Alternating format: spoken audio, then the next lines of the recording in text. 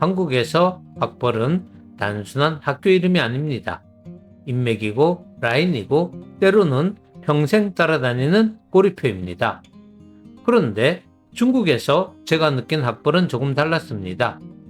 대학 이름은 중요하지만 한국식의 선후배 인맥은 강하게 작동하지 않았습니다.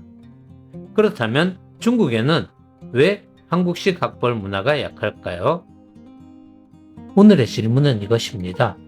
한국에서는 왜 학벌이 인맥처럼 작동하고 중국에서는 그 힘이 한국만큼 강하게 느껴지지 않을까요?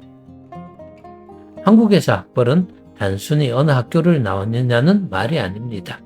학교 이름은 사람을 평가하는 기준이 되기도 하고 인맥을 여는 열쇠가 되기도 합니다. 한국에서는 사회생활을 하면서 이런 말을 자주 듣습니다. 어느 학교 나오셨나요? 아, 그럼 누구 선배시겠네요? 우리 학교 후배네요. 한국에서는 대학뿐만 아니라 고등학교 이름도 인맥으로 작동할 때가 많습니다. 특히 같은 고등학교 출신이라는 말만으로도 관계가 가까워지기도 합니다. 그래서 한국의 학벌은 단순한 학벌이 아닙니다. 학교 이름은 인맥이 되고 인맥이 사회생활의 자원이 되는 구조에 가깝습니다. 물론 중국도 대학을 중요하게 봅니다. 좋은 대학에 들어가는 것은 중국에서도 매우 어려운 일입니다. 대학 이름이 아무 의미가 없다는 뜻은 아닙니다. 중국에도 일부 유명 대학을 중심으로 졸업생 모임이 있기는 합니다.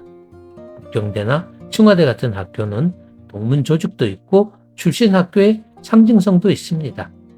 하지만 그것이 한국의 학벌처럼 사회 곳곳에서 작동하는 배타적인 인맥으로 이어진다고 보기는 어렵습니다. 여기서 차이가 생깁니다.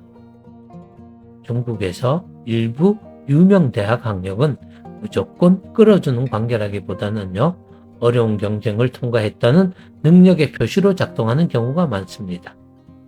한국에서는 학교 이름이 인맥을 만들고요, 중국에서는 유명 대학 학력이 능력을 보여주는 출발점이 됩니다. 비슷해 보이지만 작동하는 방식이 다릅니다. 사용하는 단어도 다릅니다. 한국어 학벌을 중국어로 그대로 옮기면 학벌이라고 할 수 있습니다. 하지만 중국어 학벌은 우리가 일상에서 말하는 학벌과 의미가 다릅니다. 중국어 학벌은 특정 학문 집단이나 졸업 배경을 중심으로요, 학문 권력을 독점하는 집단이라는 느낌이 강합니다. 한국식 학벌을 설명하는 말과는 다른 의미를 가지고 있습니다. 한국에는 학연이라는 말도 있습니다. 같은 학교 출신끼리 맺는 인연이라는 뜻입니다. 그런데 중국어 학연은 보통 학생연합회라는 공식 조직을 뜻합니다. 그러니까 한국인이 말하는 학벌이나 학연에 정확히 대응되는 중국어 단어를 찾기는 쉽지 않습니다. 그만큼 두 사회가 같은 학교 출신을 받아들이고 이해하는 방식이 다르다는 뜻입니다. 그렇다면 왜 이런 차이가 생겼을까요? 한국은 사회의 규모가 비교적 좁습니다. 같은 학교 출신을 직장이나 지역 사회에서 다시 만날 가능성이 높습니다. 그래서 한국에서는 학교에서 만들어진 관계가 졸업 후에도 이어지기가 쉽습니다. 동문회, 선후배, 지역 모임, 직장 안에서 학교 이름이 계속 작동합니다. 하지만 중국은 국토가 넓고 인구도 많습니다.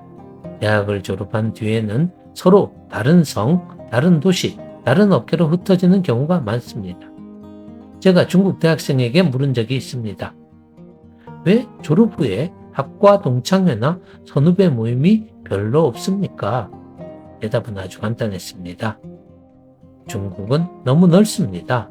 졸업 후에 다시 만날 가능성이 거의 없습니다. 이 말 속에 한국과 중국의 차이가 들어 있습니다.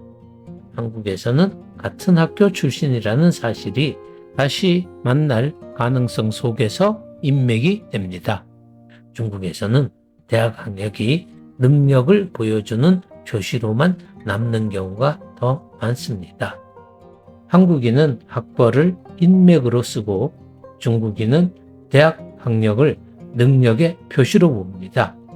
같은 학교 이름이지만 두 나라에서 작동하는 방식은 달랐습니다.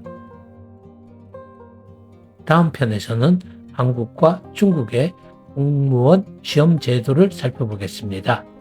중국에는 왜 한국처럼 5급, 7급과 같은 고위직 공무원을 뽑는 시험이 없을까요?